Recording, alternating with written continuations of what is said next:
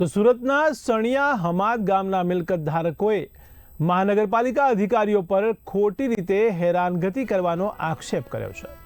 ત્યારે ગામમાં 500થી વધુ ઇન્ડસ્ટ્રીયલ સોસાયટીઓ કાર્યરત હોવા છતાં તાજેતરમાં નાના કોટેજ ઇન્ડસ્ટ્રી અને એમ્બ્રોઇડરી યુનિટ પર જ કાર્યવાહી થઈ હોવાનો આરોપ છે।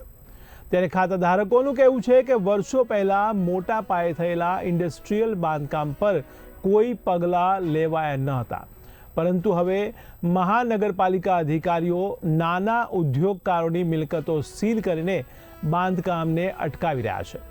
કોટેજ ઇન્ડસ્ટ્રીની મંજૂરી હોવા છતાં તંત્રની કાર્યવાહી સમજણી પાર હોવાનું મિલકત ધારકોનું માનવું છે।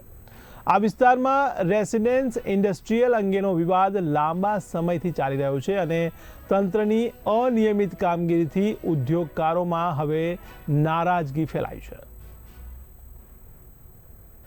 આ સણિયા અહેમદ વિસ્તાર છે અને અહીંયા અમે અમારી મરણ મૂડી લગાવીને નાના મોટા મકાન બનાવી રહ્યા છીએ રોજગાર જનરેટ કરવા માટે, અમારા એમ્બ્રોઇડરી મશીન ચલાવવા માટે। અને સમસ્યા એ છે કે એસએમસીનો વારે વારે ડિસ્ટર્બન્સ આવે છે। આ લોકો અમારે મકાનોમાં સીલ મારે છે, મકાન તોડવાની ધમકી કહે છે, નોટિસ આપે છે અને તોડે પણ છે। આ સમસ્યા છે। કેટલા લોકોને આવી રીતે સીલ માર્યા છે અને તમામાં કેટલા પરિવાર છે? જો અહીંયા અત્યારે રિસેન્ટમાં 3 દિવસ પહેલા વૃંદા અને ગિરિરાજ 2 સોસાયટીને સીલ માર્યા છે અને આ સીલનો તમે એન્ટાયર ગણો તો 4 થી 5 હજાર લોકોનો રોજગાર અત્યારે ઠપ થયો છે।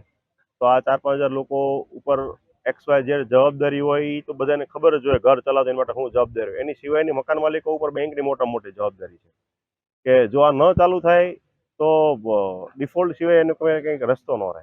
કારણ કે થોડા ઘણા પૈસા હોય ને થોડા ઘણી લોન પણ લીધી હોય, અંદર જે મશીનરી છે બધી નવી મશીનરી છે, ગવર્મેન્ટની પ્રોત્સાહન સ્કીમમાં એની પર લોન લીધી હોય તો મશીન બંધ રહે તો હપ્તા નીકળે।